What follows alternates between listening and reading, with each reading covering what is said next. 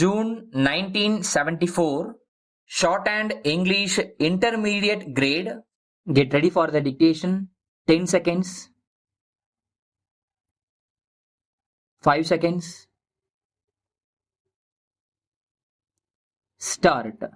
Mr. Deputy Chairman Sir, in offering my own remarks on this land ceiling bill, I shall not take much of the time of this House in dealing with the various paths to socialism that today state governments are so anxious to implement all over India. I am aware of the tremendous political pressure on our administrators to introduce ceiling not only on lands but also on urban property. After we have introduced the ceiling on our urban property, we will have a ceiling on industrial wealth which will limit the number of shares that we can have in industries. Ultimately, sir, we may reach the goal of Naxalites where every man is a slave of the state and where private enterprise cannot exist at all. But as I said, it is not my intention today to question these various acts of socialism, excepting to state that our real problem that exists in our villages is not going to be solved by this land ceiling legislation. I would plead, sir, with a genuine desire to see that this legislation, which has come to stay, benefits those people whom it is intended to benefit, that the government should really start thinking of creating an agency whereby when the surplus land is taken over, it can give the necessary inputs and provide the necessary assistance to the tenants or the landless laborers to see that the lands are properly cultivated and the lands are not mortgaged the very next year.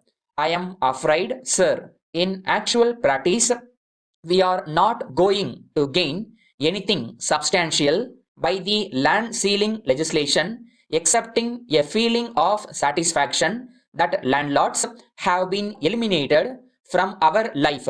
Sir, this is one point of view. The other point of view is that landlordism exists not only in land, it exists in industry, it exists in urban wealth, and it exists also in politics. Even today, it is very difficult for us to withstand the tremendous political landlordism of some great political leaders in our country. I do not think I have to remind this state government of the tremendous fight that they are having with other sections in this regard. I would only like to say that while it is a point of view, the feeling naturally arises amongst other sections of the people where all this is going to end. Sir, one honorable member has referred to the other salient features of the bill. One is that the time taken to file claims has been reduced drastically. Well, sir, I do not think this will expedite in any way the surrender of surplus land, but it is done with good intentions. I would only plead that there should be sufficient safeguards to see that people who are affected by such legislation have an opportunity to be heard and sufficient time should be given to submit their returns. It is not merely a question of filing of claims, but it is a question of filing a proof. Letter dated 30th December 1973 from the Agricultural Marketing Advisor to the Government of India, New Delhi, addressed to the President, Public Welfare Committee, Tiruchirappalli. Dear Sir, I am writing this with reference to your letter of the 10th instant about the products graded under Agmark. As is well known, an Agmark label is affixed to a package only after its contents have been pre-tested and found to conform to the standards prescribed for the purity and quality of the commodity concerned. For this purpose, the Ministry of Agriculture, in cooperation with state governments, has set up a countrywide network of approved laboratories.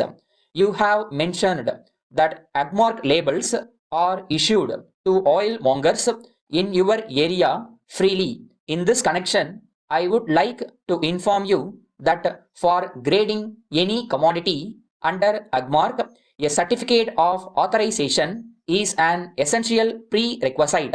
Labels are issued only to the chemists of such authorized parties for being affixed on graded packages. Only one party in your area has so far been authorized to grade vegetable oils, and that too only coconut oil under Agmark. There is thus no question of issuing any Agmark labels to others in your area. Yours faithfully.